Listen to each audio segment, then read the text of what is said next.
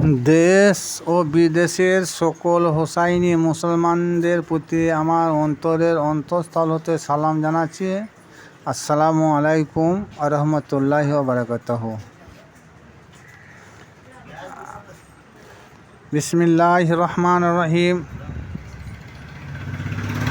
যিনি সৃষ্টিকর্তা আমাদের, তিনি হলেন আল্লাহ।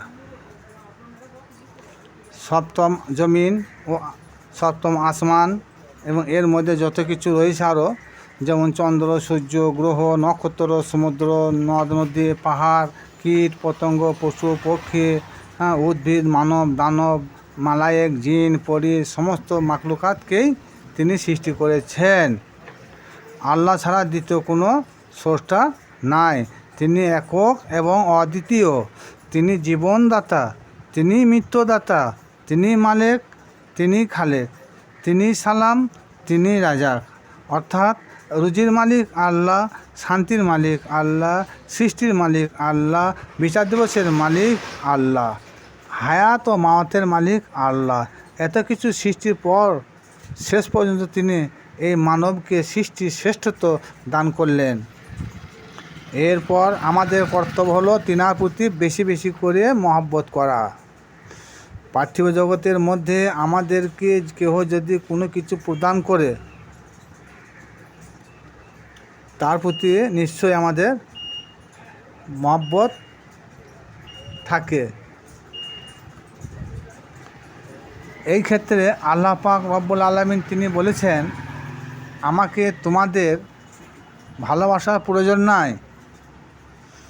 আল্লাহ বলছেন যে আমি তোমাদেরকে এত কিছু দিয়েছি, এত কিছু আমি সৃষ্টি করেছি, তার বিনিময়ে আমি তোমাদের কাছে কিছু চাই না। আমি চাই,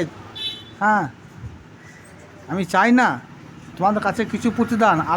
আল্লাহ বলছেন তোমরা ভালোবাসো, আমি রসুল পাঠিয়েছি, আমার রসুলকে ভালোবাসো। তিনাকে ভালোবাসলেই আমাকে ভালোবাসা হবে।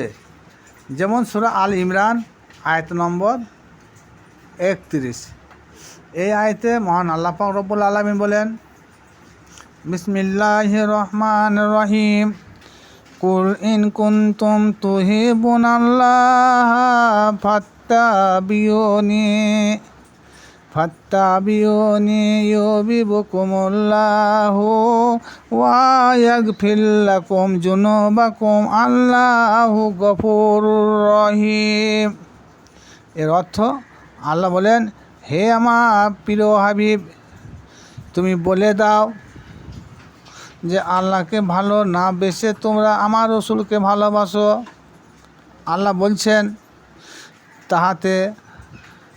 বলছেন আমার রসুলকে ভালোবাসলে আমাকে ভালোবাসা হবে। তাতে তাদের কি লাভ? তাতে বান্দি লাভ হবে একটাই, যে আল্লাহ পাক রব্বুল আলামিন তিনি বান্দার সকল গুনাহ ক্ষমা করে দেবেন। তিনি ক্ষমাশীল, ক্ষমাকারী। আমাকে ভালোবাসলে আল্লাহকে ভালোবাসা হবে। এই আয়াতে আল্লাহ পাক তিনার হাবিবের মান মর্যাদা বৃদ্ধি করে দিয়েছেন। আল্লাহ নিজের মুখে বলেন নাই যে হে বিশ্বের লোক তোমরা আমার হাবিবকে ভালোবাসো। আল্লাহ বলেন নাই, নিজের মুখে বলেন নাই।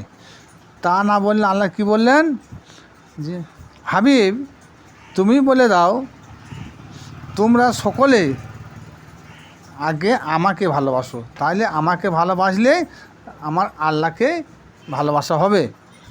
এরপর এক শ্রেণীর হুজুর ব্যক্তি আছেন, তেনারা কি বলেন, যে নবীজির মান মর্যাদা নিয়ে তেনারা তর্ক বিতর্ক করেন। নবীর সম্মানকে নিয়ে তেনারা তর্ক বিতর্ক করেন। নবীর সম্মান কত সে মহান আল্লাহ পাক রব্বুল আলামিন তিনি এই আয়াতে বুঝিয়ে দিলেন, যে আল্লাহর যেদিকে ইত্তেবা করতে চাস, আল্লাহর প্রতি যেদিকে মহব্বত রাখতে চাস, আল্লাহকে স্মরণ করতে চাস, তার আগে তোরা আমার রসুলকে তোমরা অনুকরণ করো, প্রেম করো, মহব্বত করো। তাহলে আল্লাহরই ইত্তেবা করা হবে, আল্লাহরই মহব্বত করা হবে, আল্লাহর প্রতি মহব্বত ভালোবাসা রাখা হবে। এটা সূরা আল ইমরানে 31 নম্বর আয়াতের সারমর্ম। কিন্তু যারা কোরআন নিয়ে একটু গবেষণা করে না, কোরআন পড়ে, কিন্তু গবেষণা কী জিনিস তারা বুঝেও না। কোরআন পড়া আর গবেষণা দুটো একই নয়। কোরআন যদি গবেষণা করতো তাহলে আল্লাহর প্যারা হাবিব নবী মোহাম্মদ মুস্তাফা সাল্লাল্লাহু তাআলা আলাইহি সাল্লামকে আমাদের মতন একজন সাধারণ মানুষ বলতো না। তিনি যে একটা নূর, সেটাকেও এক শ্রেণী আলেম তেনারা বিশ্বাস করেন না।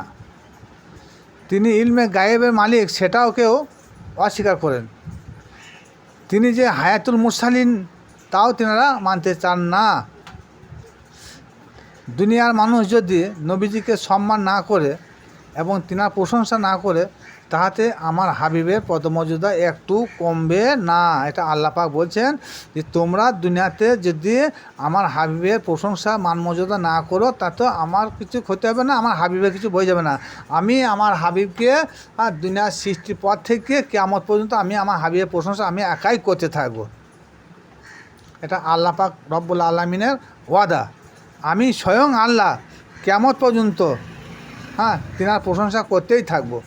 কিন্তু যারা মুমিন ব্যক্তি, তিনারও আমার হাবিবের প্রতি দরুদ সালামও প্রেরণ করে থাকেন। সূরা আহজাব আয়াত নম্বর 56। এই আয়াতে আল্লাহ পাক রব্বুল আলামিন তিনার হাবিবের প্রশংসা এবং সালামের কথা ঘোষণা করেছেন। একজন ব্যক্তি যখন সে সর্বগুণে গুণান্বিত হয়, তখন সেই ব্যক্তি সকল মানুষের নিকট কী হয়, খুব প্রশংসার পাত্র হয়ে ওঠে। কী বলে, ছেলেটা খুব প্রশংসিত, লোকটা খুব প্রশংসিত ব্যক্তি, এরকম আমরা বলে থাকি। তদ্রূপ আল্লাহর হাবিব সর্বগুণে যে গুণান্বিত বলেই আমার আল্লাহ পাক রব্বুল আলামিন তিনার হাবিবের নাম লিখেছেন মুহাম্মদ, অর্থাৎ প্রশংসিত।